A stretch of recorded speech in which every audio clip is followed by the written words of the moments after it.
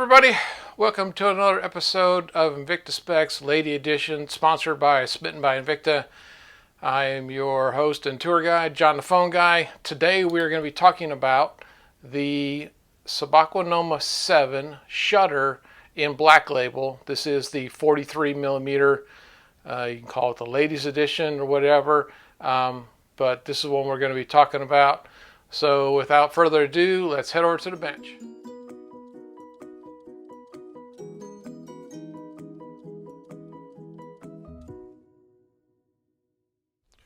Hey everyone, here we are on the bench. So of course we've got the Subaqua Noma VII here. We've got a set of beads that Smitten has put together with this. It's got some black and the blue and the gold to it. Of course we've got this ring right here.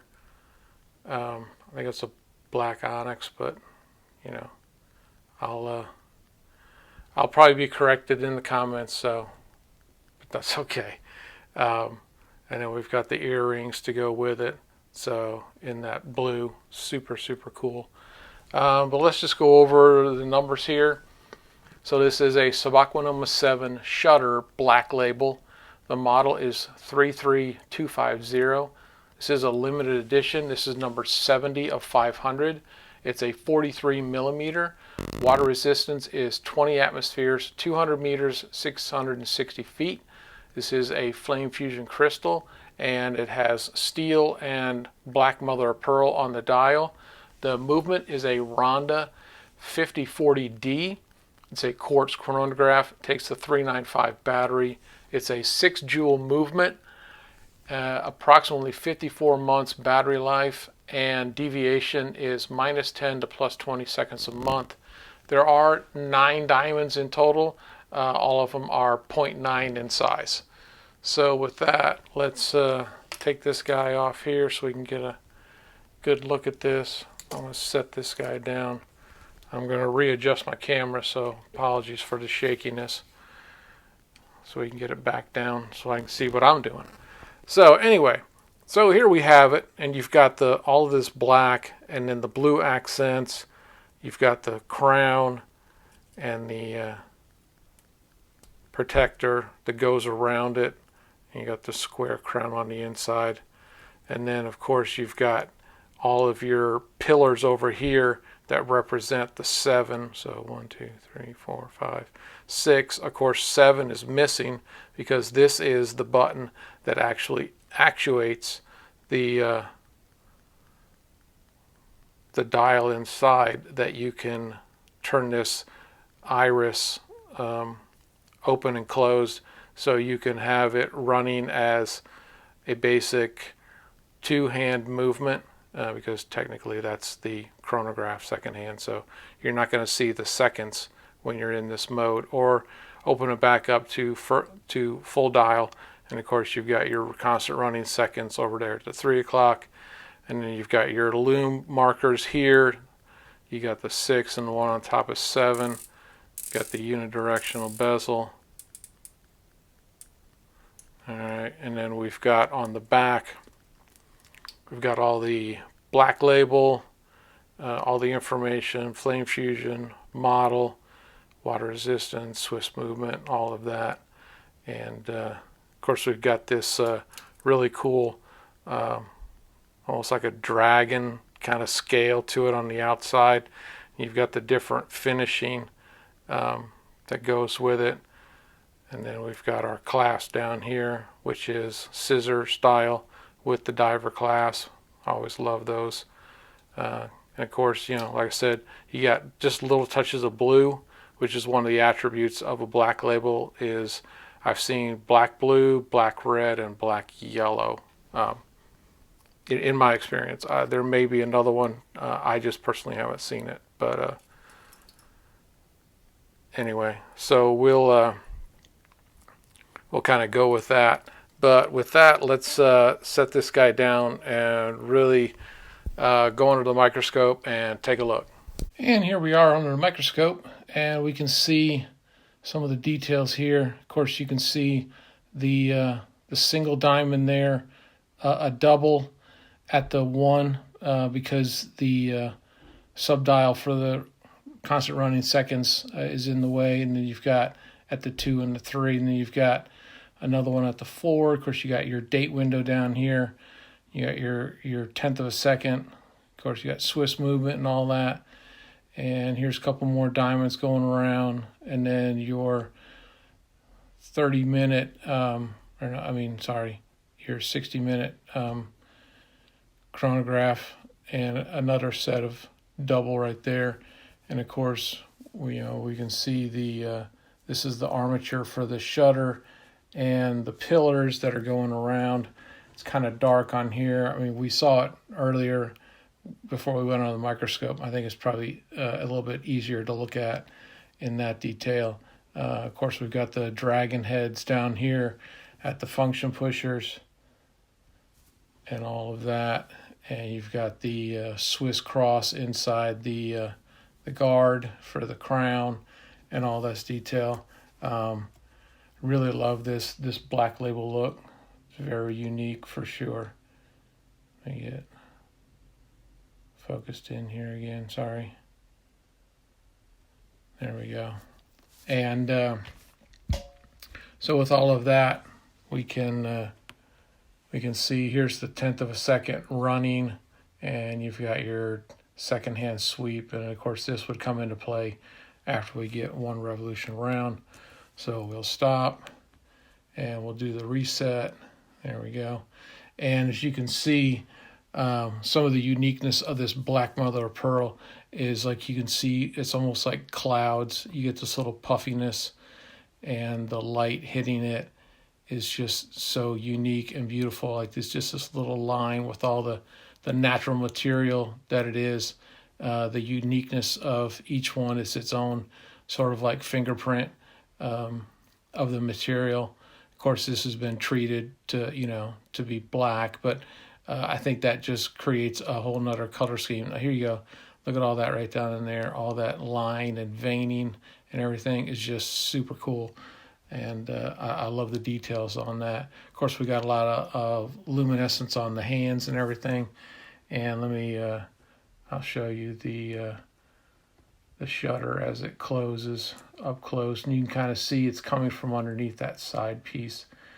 But then we'll close it all the way up, and there we have all the shutter blades all setting there, lined back up again, and all that. And then we'll open this guy back up to show all the complications. So a unique piece for sure. Let me see if I can get to the edge here so you can kind of see. So right in the, where's my pointer? Lost my pointer. Right there. So right inside there is where all of these come spewing out as individual blades. Let me see if I can show you as they come out. So see how they're coming out of that little thing, and they're all individualized, but they're interlaced, almost like the rifling of a barrel. Kind of reminds me of like a 007 movie, that has that look to it and everything. But super cool, and really love the details on it. But with that, let's head back to the bench and finish this guy out. All right, here we are back from the microscope. So let's throw calipers on this. Of course, I'm going to measure it with that crown, so it's going to be a little off. So it goes 46. Now, if you flip it over to where we can get just the case, all right, so I'm going to go right there. Now you get 42.8, which is more to the 43. So just so you see, I was going right off here to here, right, to get that 42-ish number. So that's, because all these crowned and, you got this in the way. So anyway, that's where the number comes from. So I get 17.4 on the thickness. The bracelet up here at the lug, I get 25.2. We're going to start out at 22.6 down to 21.8. The links on this, let me see if I can get the thickest part right. Almost. Right about there. So I get 3.9 The span on this, I'm going to go right to those little nodules, and I get 44.3. So let's set this guy over here. Let's grab the scales, and we are in grams to start. So 203 grams. Change to ounces, and we get 7.1. So there we have all those numbers. I will kind of show you loosely on me what 43. So I have a 7-inch wrist, so this is what the 43 would look on me. Of course, you can see I can even move it up my arm. I can't remember how many links I took out, to be honest, but I would say just in the lug span, it would definitely go to probably about an 8-inch wrist. It may go a little bit more, but it just depends on how many links, and I honestly can't remember how many I took out. But with that, you know, just super beautiful watch. Of course, we can get some of the colors on the mother of pearl here as we kind of move it around. You can get some of the reds and orange and green. So really pretty mother of pearl for sure. But all in all, just an amazing looking watch for sure. I'm really happy when they actually put all of the level of complications and everything in the smaller watches as they do the larger ones. I think sometimes some of the ladies' watches are kind of left out in that respect, but they are doing a little bit better with that, and I can appreciate it. With that, let's give a few shout outs. And we'll give a shout out to Smitten by Invicta on Instagram, Invicta Watches and Women's Fashion, and of course YouTube sensations Trap Vision 3D and the Lifestyle page talking about all things collecting and family, and of course Tommy Big Time focusing on bracelet sizing and battery changes and everything Invicta. Of course, Meat and I journaling their weight loss surgery and entrepreneurship, and of course D&Q chronicling travel and food and fun. Tony Woe, Christian rapper, and his music and life perspective. And of course I want to give a shout out to Unboxed Sneaks.